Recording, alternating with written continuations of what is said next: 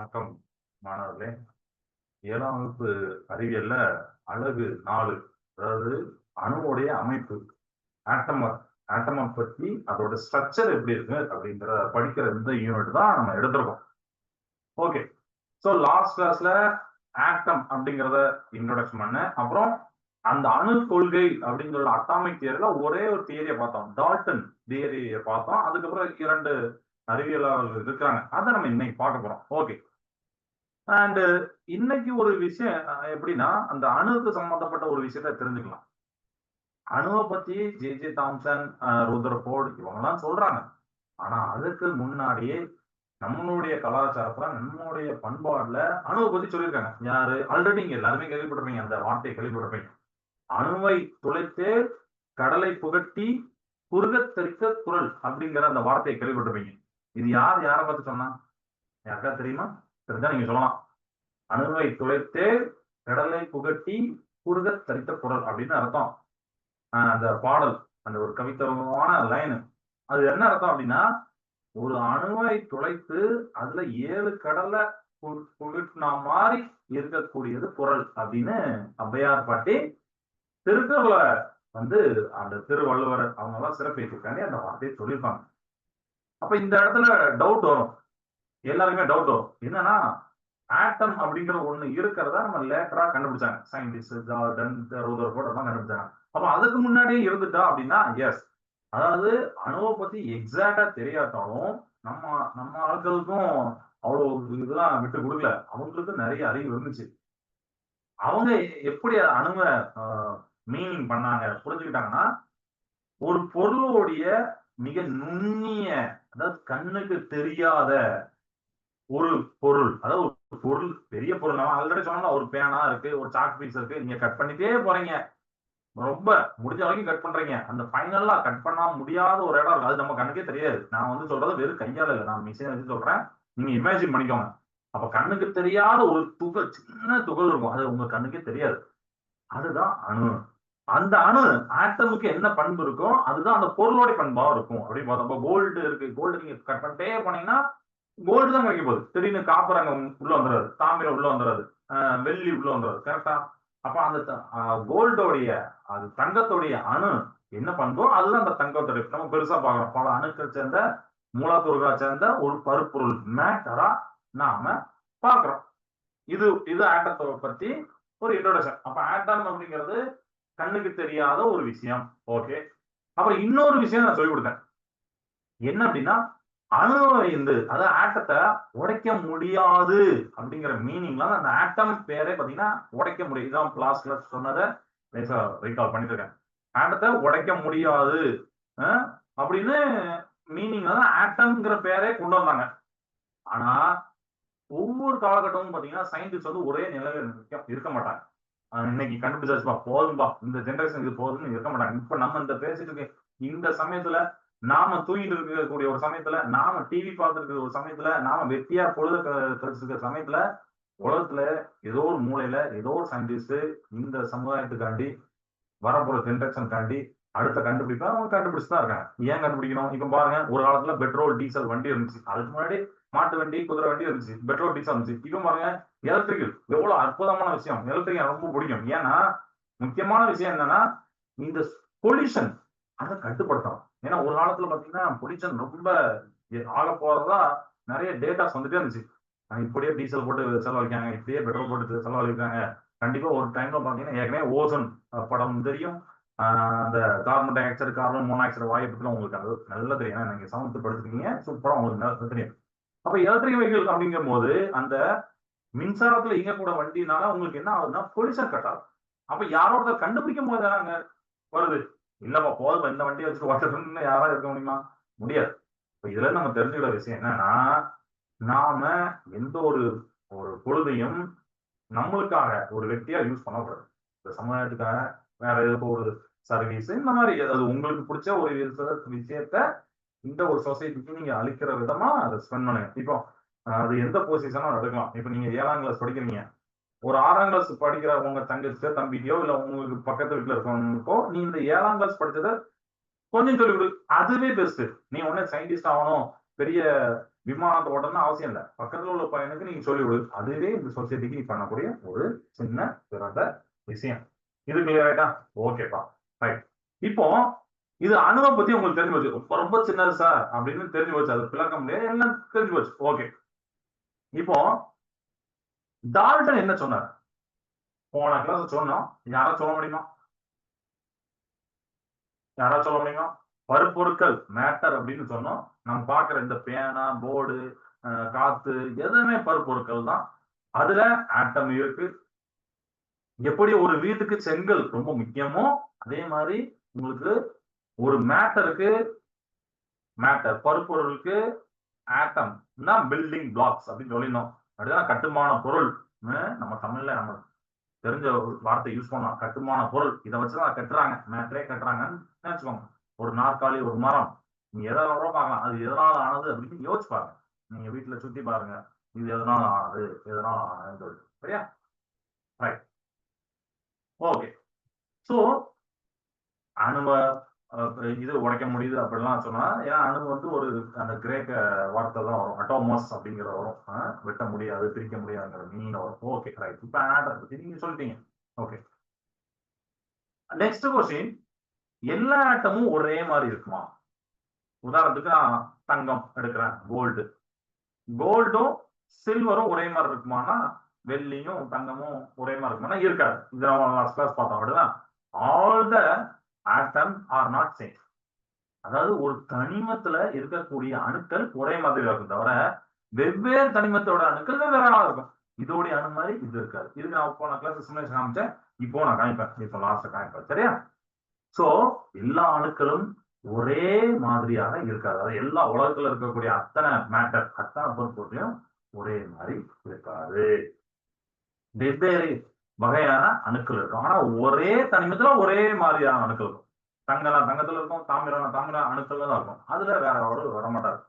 So இப்படி தனிமம்னு ஒண்ணு இருக்கு. அதுக்கப்புறம் பாத்தீங்கன்னா காம்பவுண்ட் ஒண்ணு இருக்கு. அதாவது இரண்டுக்கு மேற்பட்ட தனிமங்கள் ஒன்று இருந்து காம்பவுண்ட கிரியேட் பண்ணும். நம்ம ஆல்ரெடி பார்த்துட்டோம். ரைட். ரைட். இப்போ ஆக்சிஜன், இது என்னது? யாராவது சொல்லுங்க. ஆக்சிஜன் இது நம்ம பார்த்ததான்னு சொல்றேன். ஆக்சிஜன் இல்ல வாட்டர், இதை பத்தி நீங்க சொல்லலாம். என்ன சிமுலேஷன் நம்ம பார்த்துருக்கோம். ஆக்சிஜன் என்ன அப்படிங்கறது சொல்லி கொடுத்துருக்கேன். எஸ், ஆட்டம்னா சாரி, ஆக்சிஜன் ஒரு தனிமம். கரெக்டா? வாட்டர்னா அது சேர்மம், காம்பவுண்ட். ஏன்னா வாட்டர்ல ஹைட்ரஜனும் ஆக்சிஜனும் அங்க சேர்ந்துருக்கு. புரியுதா? Very good, super. அதுக்கப்புறம் அந்த இதெல்லாம் காமிச்சேன் உங்களுக்கு. மெட்டல்ஸ், நான் மெட்டல், மெட்டலாய்ட், உலோக போலிகள் அப்படிலாம் காமிச்சேன். இப்போ அணுவுடைய அமைப்பு விஞ்ஞானிகள் அவங்க அத கண்டுபிடிக்கிறாங்க. இப்படிதான் இருக்கும் அப்படிங்கறத சொல்றாங்க. ஃபர்ஸ்ட் டால்டன் சொன்னதை ரீகால் பண்ணிடலாம். டால்டனுடைய அட்டாமிக் தியரி, டால்டனின் அணு கொள்கை என்ன? லாஸ்ட் கிளாஸ்ல ஒரு பால் மாதிரிலாம் காமிச்சு கலர் கலரா காமிச்சேன். ஞாபகம் யாருன்னாலும் சொல்லலாம். ஜான் டால்டன், இங்கிலீஷ் கெமிஸ்ட் அப்படின்னு சொல்லியிருந்தோம். 19th century அவர் அந்த ஃபர்ஸ்ட் மாடர்ன் அட்டாமிக் தியரி சொன்னது யாருன்னா இவர் தான். புரியுதா? ஜான் டால்டன் தான். அவர் ஒரு ஆங்கில வேதியாளர். 19ஆம் நூற்றாண்டுல முற்பகுதியில முதல் முறையாக நவீன அணு கோட்பாட்டை சொன்னவர், முன்மொழிந்தவர் ஜான் டால்டன். எங்கேயாவது ஒன்னு கேட்பாங்க, இல்ல இன்டர்வியூல கேட்பாங்க, பெரிய வயசான ஆனா அது ஞாபகம் இருக்கணும்னால ஞாபகம் இருக்கும். நீங்க நல்லா இன்ட்ரெஸ்டோட படிச்சீங்கன்னா ஞாபகம் இருக்கும் கண்டிப்பா. அப்போ ஜான் டால்டன் சொல்லிடலாம். ஓகே. இவர் என்ன சொன்னாரு? ஆட்டத்தை அணு என்ன சொன்னாரு? டைனியா, சாலிடா, உடைக்க முடியாத, சோ இன்டெஸ்ட்ரக்டபிளா, ஸ்பியரா இருக்கும். ஸ்பியர்னா அந்த மாதிரி பால் பார்த்தோம்னா அப்படி இருக்கும். லைக் பில்லியர்ட் பால். பில்லியர்ட்ஸ் கேம் எல்லாம் பார்த்துப்பீங்க. நம்ம டிவில எங்கேயா பார்த்துருக்கோம். நம்ம இந்த சைட்லாம் விளாட மாட்டோம். மேபி சிட்டி சைடு உள்ளவங்க விளாடலாம். நம்மளுக்கு அதுக்கு பதிலா கோழிக்கா இருக்கு. அது நல்ல நமக்கு இன்ட்ரெஸ்டிங்கா இருக்கும். அதெல்லாம் விளையாடுங்க. ஏன்னா நெறைய பசங்க இப்ப நான் பார்க்குறேன், யாருமே அந்த மாரி விளையாட்டுலாம் விளையாட மாட்டேங்கிறாங்க. ஏதோ ஒரு செல்ஃபோன தூக்கிட்டு ஏதோ ஒரு நடையிலயோ, மாடியிலயோ உட்காந்துட்டு நோண்டிட்டே இருக்காங்க. அப்படி இருக்காதீங்க. அது உங்களுக்கு தான் நீங்க இப்ப என்ன பண்றீங்களோ அது ரிட்டர்ன் உங்களுக்கு தான் வரும். அதனால ஃபியூச்சர்ல பார்த்துக்கணும். அதனால இப்போ நல்லா வெளிய போய் குவாலிட்டியா விளாண்டு விளாண்டு லைஃப ஒரு பொருள் உள்ளதா ஆக்குங்க. ஓகே? ரைட். அப்போ இவர் என்ன சொல்றாரு? அணுங்கிறது ஒரு சிறிய, தனியான, திடமான, சாலிடான, அழிக்க முடியாத, சரியா?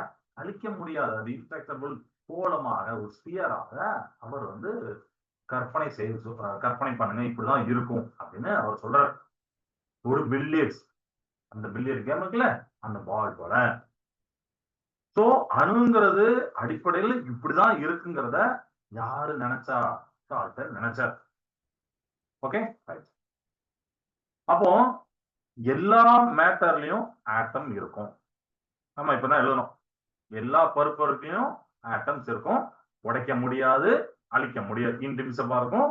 அழிக்க உடைக்க முடியாது, அழிக்க முடியாது. ஓகே, அந்த மாதிரி இருக்கும். ஓகே. அப்புறம் இன்னொரு ஒரு தனிமத்துல எல்லா ஆட்டமும் பாத்தீங்கன்னா ஒத்து இருக்கும். சிமிலர் மாஸ் அண்ட் ப்ராப்பர்ட்டிஸ்ல இருக்கும் அப்படின்னு சொல்லியிருந்தோம். காம்பவுண்ட்ஸ் சேர்மங்கள் வந்து பாத்தீங்கன்னா இந்த மாதிரி டிஃப்ரெண்ட் கைண்ட் ஆஃப் பேட்டர்ன் சேர்ந்து காம்பவுண்ட்ஸை உருவாக்கும். கெமிக்கல் ரியாக்ஷன் எதுக்கு யூஸ் ஆகும்னா இந்த ஆட்டத்தோட ரீஅரேஞ்ச்மெண்ட்காண்டி யூஸ் ஆகும். ரைட்டா? அப்படிதான் பார்த்தோம். வேதியியல் பிணைப்பு அப்படிலாம் பின்னாடி படிப்பீங்க. வேதியியல் வினை அப்படிலாம் சொல்றாங்க. அதெல்லாம் பாத்தீங்கன்னா அணுக்களுடைய மறுசீரமைப்பு. ஒரு அணு வந்து ஒரு இடத்துல உட்கார்ந்தா அதோட மறுசீரமைப்புக்கு வேதியியல் எதிர்வினை தேவைப்படும். அது நம்ம ரியாக்ஷனா பின்னாடி பார்ப்போம். Okay, right. இப்போ உங்ககிட்ட ஒரு கொஸ்டின். சோ டால்டன் சொல்லிட்டாரு. According to the Dalton atoms are the smallest solid particle. Okay. They could not be broken down further. அதையும் சொல்லிட்டாரு. But do you think this theory is still completely accurate today? யோசிச்சு பாருங்க. அணுக்கள் மிக சிறியது, திடமானது, அதான் ஓகேப்பா. உடைக்க முடியாது சொல்லிட்டாரு. ஓகே. இந்த கோட்பாடு இப்பவும் கரெக்டா இருக்கா? முற்றிலும் துல்லியமா இருக்கா? அப்படின்னு நீங்க என்ன நினைக்கிறீங்க? நான் ஆல்ரெடி இதுக்கு ஆன்சர் சொல்லிட்டேன். பட் உங்க வாயில இருந்து நம்ம கேட்கறதுக்காண்டி திருப்பி கேட்கிறேன். நீங்க என்ன நினைக்கிறீங்க? சாட் பாக்ஸ்ல சொல்லுங்க. சார் நான் இதான் சார் நினைக்கிறேன். ஆட்டத்தை பத்தி இதான் சார் நினைக்கிறேன். நீங்க சொல்லலாம். ஆ அக்யூரேட்டா இப்ப இல்ல. கரெக்டா? Very good. இப்ப அக்யூரேட் கிடையாது. ஏன்னா அது நம்ம சொன்னோமே, ப்ரோக் பண்ணலாம், அதை உடைக்கலாம் அப்படின்னு இப்ப சொல்லியாச்சு. Okay, right. டால்டனுடைய கோட்பாடு தப்பு கிடையாது. ஆனா அந்த காலத்துல தேவைப்படுச்சு. ஏன்னா யாருமே சொல்லாம இருக்கும்போது ஒருத்தர் சொல்றாருன்னா, அது வச்சு இன்னொரு சயின்டிஸ்ட் எடுத்து பண்ணுவாங்க. ஸ்டூடண்ட்ஸ் நீங்களும் அப்படிதான். ஒரு ஒரு ஒரு ஆன்சர் கண்டுபிடிக்கிறீங்க, இல்ல ஒரு விஷயம் தெரிஞ்சுக்கணும்னு ஆசைப்படுறீங்கன்னா, கொஸ்டினே கேட்கணும். ஐயோ எல்லாம் ஏதாவது நினைப்பாங்க, ஃப்ரெண்ட்ஸ் கண்ட்ரோல் பண்ணுவாங்க, சார் எதுக்கு வர அப்படின்னு நினைச்சீங்கன்னா, அது அப்படியே போயிடும். இப்ப சயின்டிஸ்ட் தான் ஒண்ணு கண்டுபிடிக்கிறாங்க, ஒண்ணு சொல்றாங்க, அது தப்பா கூட இருக்கும். அதை அடுத்தவங்க ஒருத்தவங்க அதை டெவலப் பண்ணுவாங்க. இப்படியே இருந்தது. அந்த காலத்துல ஒரு நல்ல கான்செப்டா இது இருந்துச்சு ஆரம்பத்துல. அதுக்கப்புறம் அது அணுக்களை வந்து பிரிக்க முடியாதவை அல்ல அப்படிங்கிறத ப்ரூவ் பண்ணிட்டாங்க. ஆட்டம்ஸ் ஆர் நாட் இன்டிவிசிபிள் அப்படிங்கிறத ஷோ பண்ணிட்டாங்க. Okay, right. இப்ப அடுத்து இங்க வரோம், தாம்சனுக்கு வரோம். தாம்சன் அட்டாமிக் மாடலுக்கு வரோம். 1897, அதாவது 1897 இவர் ஒண்ணு சூப்பரா ஒண்ணு கண்டுபிடிக்கிறார். ரொம்ப நல்லது. என்னன்னா அதுதான் எலக்ட்ரான். இந்த வார்த்தையை நீங்க நிறைய இடத்துல கேள்விப்பட்டிருப்பீங்க. பின்னாடி பெரிய கிளாஸ்ல இதுதான் மட்டும் தான் நிறைய தடவை கேள்விப்படுறீங்க. Okay, right. சோ இந்த எலக்ட்ரான ஜான் தாம்சன் கண்டுபிடிச்சாரு. ஸோ டைனியா இருக்கும், நெகட்டிவ்லி சார்ஜ் அப்படிம்பாங்க. அதாவது எதிர்மறை மின்னூட்டம். மின்னூட்டம் சார்ஜ் தான் பின்னாடி வரும். இப்போ நீங்க தெரிஞ்சுக்கணும், நெகட்டிவ்லி சார்ஜ் பார்ட்டிகல், எதிர்மறை மின்னூட்ட கொண்ட துகள் அப்படின்னு யோசிப்பாங்க. சரியா? ரொம்ப டைனியா தான் இருக்கும். இது கண்டுபிடிச்சதுக்கு அப்புறம் ரொம்ப பெரிய மாற்றங்கள் நிகழ்ந்தது. இதனால ஆட்டத்தை பத்தி நம்மளுடைய ஒரு அண்டர்ஸ்டாண்டிங் போனுச்சு. நம்மலாம் நம்ம 2 பேரும் இல்ல. அதுக்கப்புறம் வந்த சயின்டிஸ்ட் மத்த மக்களுக்கெல்லாம். இவர் ஒரு மாடல் சொல்றாரு. அதுதான் plum pudding model. Plum pudding model. இது என்ன சார் வித்தியாசமா இருக்கு நீங்க நினைக்கலாம். இதுக்கு லோக்கலா நம்ம தெரிஞ்சுக்கிட்டு ஒண்ணு சொல்லலாம். என்ன அப்படின்னா, தர்பூசணி. எல்லாருமே தர்பூசணி சாப்பிட்டுருப்போம், பார்த்திருப்போம். தர்பூசணி எப்படி இருக்கும்? இது ஃபுல்லாவே ரெட் கலர்ல இருக்கும். நடுவுல அங்கங்க விதைகள் இருக்கும். பார்த்திருப்பீங்க. ரைட்டா? அத நீங்க தர்பூசணி சாப்பிட்டாலே பார்த்தீங்கன்னா, அந்த விதைகள் தான் அதிகமா இருக்க மாரி இருக்கும். வாய்க்குள்ள ஃபுல்லா அவ்வளோ விதைகள் வரும். ஏன் இத சொல்றேன்னா, இந்த தர்பூசணி பழத்த இந்த இடத்துல நீங்க கண்டிப்பா யோசிச்சு வைங்க. ஏன்னா, இந்த மாடல் பிளம் புட்டிங் மாடல் அப்படியே தான் இருக்கும். ஆனா பிளம் புட்டிங் மாடல்னா ஏன் சார் அப்படி சொல்றாங்கன்னா, அது ஒரு ஒரு இப்ப அங்க உள்ள தர்பூசணி கிடையாது. நம்மளுக்கு புரியறக்காண்டி இங்க தர்பூசணின்னு சொல்லணும். பட் பிளம் புட்டிங்னா ஒரு கேக் மாரி இருக்கும். அந்த கேக்ல பார்த்தீங்கன்னா, அங்கங்க இந்த நட்ஸ் வச்சிருப்பாங்க. அதனால அந்த மாடல் அப்ப அந்த வெளிநாட்டுல அந்த கேக் ரொம்ப பிரபலம்னால அந்த மாடல் எல்லாம் வந்துச்சு. சரி அது நம்ம இன்டெப்த்தா போக வேண்டாம். அது ஜஸ்ட் சொல்றக்காண்டி. Okay right. நம்ம வாட்டர் மெலன் ஞாபகம் வச்சுக்கலாம். சோ இவர் என்ன சொல்றாருன்னா, அக்கார்டிங் டு த தாம்சன் ஆட்டம்ங்கிறது ஒரு ஸ்பியரா ஒரு கோளமா இருக்கு ஆஃப் யூனிஃபார்ம்லி பாசிட்டிவ் சார்ஜ். அதாவது நம்ம வாட்டர் மெலன்ல பார்க்கக்கூடிய அந்த ரெட் ஸ்பாட் இருக்குல்ல, அந்த தர்பூசனுடைய சிவப்பு பகுதி, இது எல்லாமே நேர்மறை மின்னூட்டம் கொண்டது அப்படின்னு அவர் சொல்றாரு. இப்படி அதை நம்ம காட்டுவோம் இப்போ. இது ஃபுல்லாமே இப்படி ஒரு சோப்பு கலர்ல இருக்கு. இது எல்லாமே அவர் என்ன சொல்றாருன்னா பாசிட்டிவ் சார்ஜ் அப்படின்னு சொல்றாரு. நேர்மறை மின்னூட்டம் கொண்டது. பாசிட்டிவ் சார்ஜ் யூனிஃபார்மா அந்த பாசிட்டிவ் சார்ஜ் அங்க இருக்கு அப்படின்னு சொல்றாரு.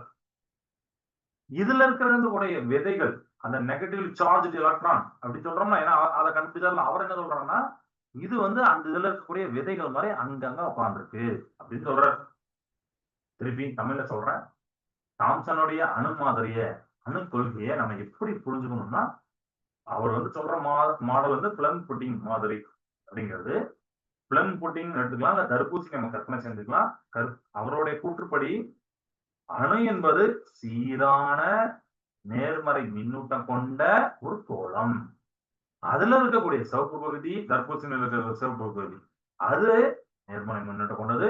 அதுல இருக்கிற விதைகள் அந்த தர்பூசணியில் இருக்கக்கூடிய விதைகள் அது எதிர்மறை மின்னூட்டம் கொண்ட எலக்ட்ரான்கள் அங்கங்க அப்படியே வச்சிருக்காங்க. எம்பட அப்படின்னு போடுறாங்க. சரியா?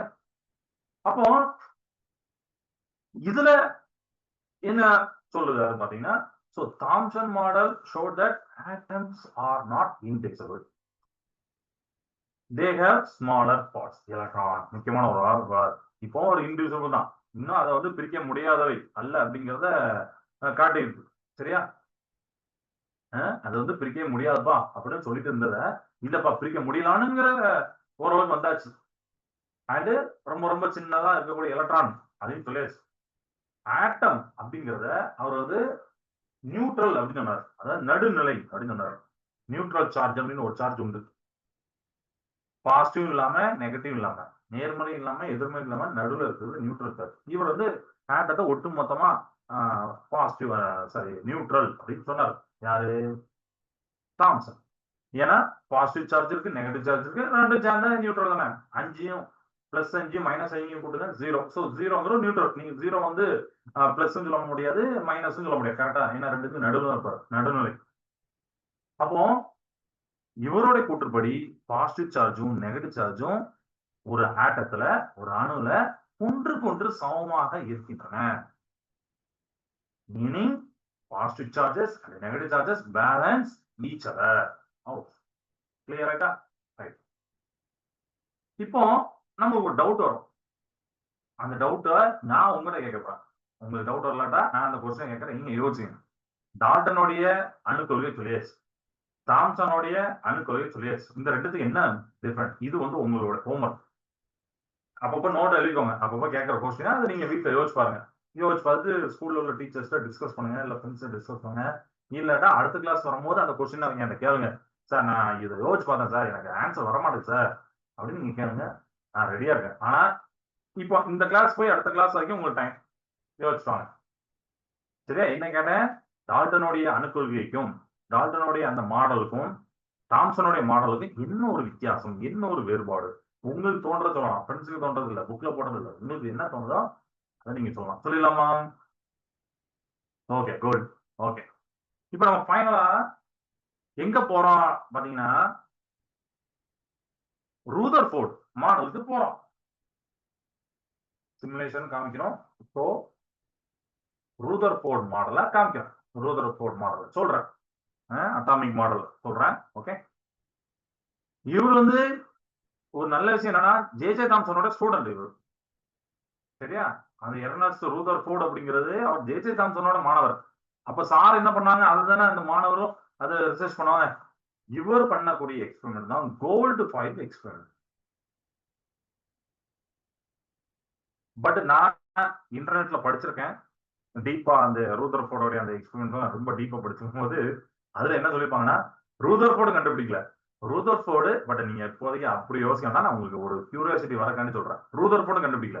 ரூதர்ஃபோர்டு அவர் ஒரு டீச்சர், அவர் கீழே 2 ஸ்டூடெண்ட் இருப்பாங்க, அவங்க தான் கண்டுபிடிப்பாங்க. இவர் வந்து ஐடியா சொல்லுவார், இதை மாத்தி பண்ணுப்பா, அதை அப்படி பண்ணு, இதெல்லாம் மாத்தி பாரு, இதெல்லாம் அப்படி ஒரு இன்ஸ்ட்ரக்ஷன் சொல்லுவாங்க. அதே பண்ணிருக்காங்க.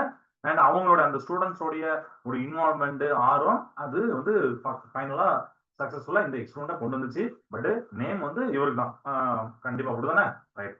Gold foil experiment. தமிழ்ல வந்து பாத்தீங்கன்னா தங்க தகடு பரிசோதனை அப்படின்னு சொல்றது. 1911 அவர் பண்றாரு. இந்த பரிசோதனை ரொம்ப ரொம்ப இம்பார்ட்டன்ட். அணுவை பத்தி பயங்கரமா நமக்கு புரிய வச்சது. இவர் இதுல என்ன சொல்றாரு அப்படின்னு பாத்தீங்கன்னா, ஒரு மெல்லிய தங்க தகட்டின் மீது நேர்மறை மின்னூட்டம் கொண்ட, இப்ப நான் இப்படி எடுத்துட்டேன் சரியா, ஒரு கோல்டு பாயிண்ட் இருக்கு, மெல்லிய தங்க தகடு இருக்கு. இது மீது நான் ஒரு பாசிட்டிவ் சார்ஜ் நேர்மறை மின்னூட்டம் கொண்ட ஆல்பா தூள மோத விடுறேன். ஆல்பா தூள் பார்த்துப்பீங்க, இப்படி அந்த சிம்பிளை பார்த்துப்பீங்க. அப்ப அதுல இருந்து சில இதை சொல்றாரு. அனுப்பக்கூடிய ஆல்பா துகள் நிறைய இது பாத்தீங்கன்னா அப்படியே எந்தவித டீவியேஷன் இல்லாம அப்படியே ஸ்ட்ரைட்டா போயிருது. சென்டர்ல மட்டும்தான் அப்படி பட்டு இப்படி ரிவர்ஸ் வருது. மத்த இடத்துல ஓரளவுக்கு டிவியேட் ஆகி போகுது, சில இடத்துல அப்படி ஸ்ட்ரைட்டா போயிருது அப்படிங்கிற ஒரு இம்பார்ட்டன்டான கான்செப்ட சொல்றாரு. அப்ப இதுல இருந்து அவர் என்ன சொல்றாருன்னா, அணுல மிகப்பெரிய பகுதி எம்டியா தான் இருக்கு. சரியா? ஒரு அணுல ஆட்டத்துல எம்டியா தான் நிறைய ஸ்பேஸ் இருக்கு, வெற்றிடம் தான் இருக்கு. சென்ட்ரல் மட்டும்தான் நான் கொடுக்குற பாசிட்டிவ் ரிட்டர்ன் ஆகி திருப்பி வரனால அப்ப சென்ட்ரலையும் ஒரு பாசிட்டிவ் இருக்கு அப்படின்னு அவர் சொல்றாரு. பாசிட்டிவ் சார்ஜ் சென்ட்ரல் மட்டும் தான் இருக்காரு, மையத்துல மட்டும் தான் இருக்காரு, மத்த இடத்துல யாருமே இல்ல. நான் கூட ஆல்பத்துக்கு அனுப்புனா சாடி போகுது, எந்த வித விலகல் இல்லாம அழகா போகுது. அதாவது விலகல்னா ஒரு நிமிஷம், விலகல்லாம் நான் சொல்லிக்கிறேன். இது இப்படி போறது ஸ்ட்ரைட்டு, இப்படி இது கொஞ்சம் விலகி போகும், ரொம்ப பக்கத்துல போறது கொஞ்சம் விலகி போகும் இப்படி.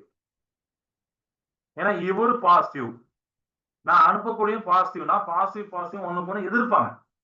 ஸ்ட்ரெயிட்டா போனுச்சுன்னா என்ன சார் நடக்கும்னா, பட்டு அப்படி பால் பட்டு அப்படி திருப்பி வரும். அதே மாதிரி ரிட்டர்ன் வரும் இந்த ஸ்டேட்ல மட்டும். இது வந்து ரொம்ப ரேர் தான், ஒரு 1000த்துல 1 மட்டும் தான் அப்படி நடுவில் பட்டு ரிட்டர்ன் வரும். மத்தெல்லாம் இப்படி வேலைக்கு போகும், எல்லாம் ஸ்ட்ரெயிட்டா போயிடும். அப்படிங்கிறத நம்ம புரிஞ்சுக்கலாம். ஓகே, அணு வந்து இப்படிதான் இருக்கு அப்படின்னு சொன்னார். புரியுதா? இதுதான் தாம்சனுடைய கொள்கை. ஓகே, சூப்பரா. இதுல எதுவும் டவுட் இருக்கா? நான் இப்போ உங்களுக்கு சிமுலேஷன் காமிக்கிறேன். உங்களுக்கு இப்போ அந்த 3 மாடலும் உங்களுக்கு நல்லா புரியும்.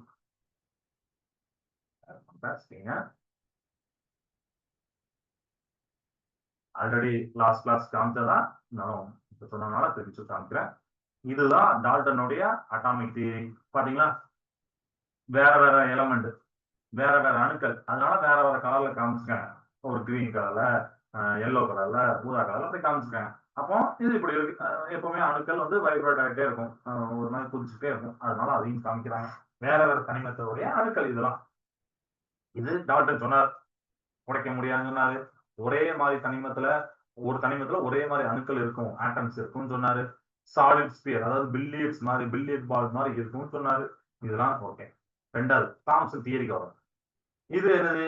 வாட்டர் மாடல் அப்படின்னு சொன்னா தர்பூசணி பாத்தீங்களா? இதே மாதிரிதான் அந்த தர்பூசணியில இப்ப நம்மளுக்கு வந்து இங்க என்ன சார் கருப்பு கலர் கொடுக்காம சோப்பு கலர் கொடுக்க அப்படின்னு நினைக்கிறோம்னா, புரியக்காண்டி எப்படினாலும் எந்த கலர் கொடுத்தாங்க, ஆனா அங்கங்க இருக்கு பாத்தீங்களா, அப்படி வச்சிருக்காங்கல்ல, இதுதான். So J.J. Thomson discovered electrons. அவர் தான் எலக்ட்ரான் சொல்றாரு. ஆட்டத்தை எப்படி சொல்றாரு? ஒரு பாசிட்டிவ்லி சார்ஜ்டு ஸ்பியரா சொல்றாரு. அப்படியே எல்லாமே ஒரு யூனிஃபார்மா ஒரு அப்படியே பரவி இருக்கு பாசிட்டிவ் சார்ஜ். அதுல நெகட்டிவ் சார்ஜ் இல்லாட்டா நாங்க எங்க உட்கார்ந்துருக்கு.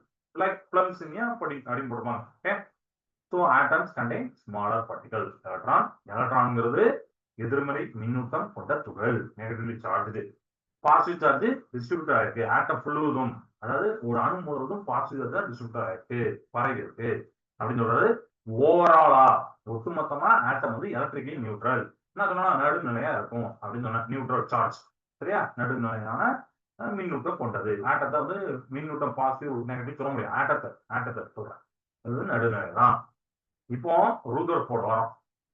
ரூதர் போர்ட்ல இவர் என்ன சொல்றாரு, அந்த ஒரு கோல்டு ஃபைல் எக்ஸ்பிளைன் காமிக்கிறேன். இது என்னன்னா அவர் சொன்னது சொல்றேன். நடுவுல நியூக்ளியஸ் அப்படின்னு இருக்கு. அதுதான் பாசிட்டிவ் சார்ஜ். அதை சுத்தி எலக்ட்ரான்லாம் சுத்தி வருது அப்படிங்கிறத ரூதர் போர்ட் சொல்றாரு. அது எந்த எக்ஸ்பிளைன்? கோல்டு ஃபைல் எக்ஸ்பிளைன் வச்சு. ஆட்டம்ங்கிறது டைனியான, ரொம்ப சின்னதான, அடர்த்தியான பாசிட்டிவ் சார்ஜ் நியூக்ளியஸை கொண்டது. நடுவுல அந்த உட்கரு அப்படின்னு சொல்றோம்ல, அது இருக்கும். சென்ட்ரலா இருக்கும், மையத்துல தான் இருக்கும். அதை சுத்தி எலக்ட்ரான்கள் சுத்தி வருது. இந்த வருதா ப்ளூ கலர் பால் வந்து பாத்தீங்கன்னா அப்படியே சுத்தி வரும், அந்த ஆரஞ்சு கலர் பால். அப்ப எலக்ட்ரான்கள் நடுவுல இருக்கிறது அந்த நியூக்ளியஸ், உட்கரு. ஆட்டம்ஸ் வந்து இப்படி இருக்கு. மோஸ்ட் ஆஃப் ஆட்டம் எம்டி அப்படின்னு சொன்னோம். அதுவும் தெரியுதா? கரெக்டா? அணுல பெரும்பகுதி வெற்றிடமா தான் இருக்கு. ஓகே. வேற என்ன சொல்லலாம்? எலக்ட்ரானுடைய அந்த சார்ஜ் நெகட்டிவ் சார்ஜ், எதிர்மறை மின்னூட்டம் கொண்டது. ஓகே. வேற? Okay good. இது வரைக்கும் இதுல புரிஞ்சுச்சா? ஓகே. இப்போ ஒன்னே ஒண்ணு வந்து காமிச்சு கிளாஸ் நேர்க்கலாம். இது நல்லா இன்ட்ரெஸ்டிங்கா இருக்கும். அந்த கோல்டு ஃபைல் எக்ஸ்பெரிமெண்ட் ஒரு சின்ன டயக்ராம் போட்டோன்னா அது பாருங்க.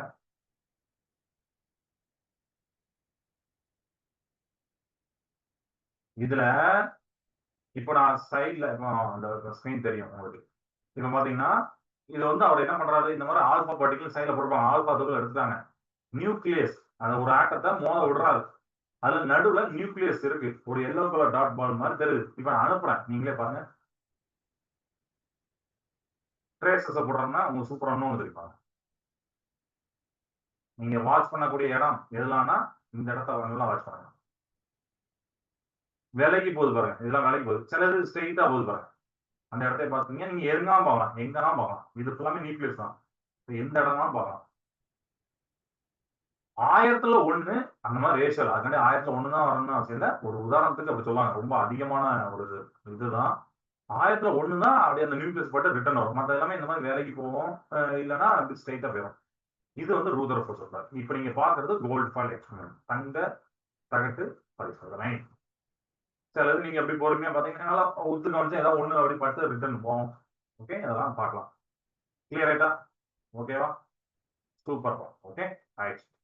இதுதான் கோல்டு ஃபாயில் எக்ஸ்பெரிமெண்ட் ரூதர்ஃபோர்டுடைய. இன்னைக்கு நடத்தின எதுவும் டவுட் இருக்கா? டவுட் இருந்தா கேளுங்க. சொல்ல ரெடி.